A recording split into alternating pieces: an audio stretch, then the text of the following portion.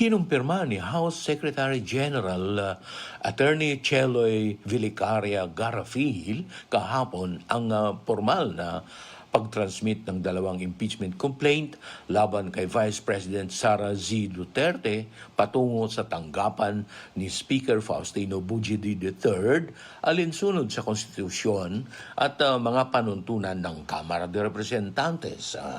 Sinabi ni Garafil na matapos tanggapin at beripikahin ng kanyang tanggapan ang mga reklamo at ang mga kaugnay na endorsement, agad itong ipinasa sa Office of the Speaker para sa nararapat na aksyon.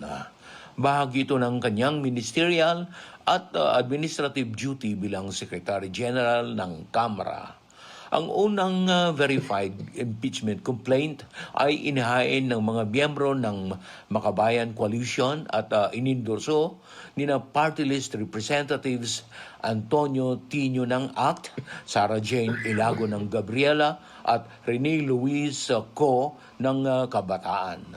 Samantala, ang ikalawang impeachment complaint ay inindorso naman ni na party list representatives Laila de Lima ng Mamamayang Liberal at Percy Sindanya ng Akbayan. Reklamong inihain naman ng mga kinatawan ng iba't ibang progresibong organisasyon at civil society groups, kabilang ang mga dating opisyal ng pamahalaan, miyembro ng simbahan at mga advocates.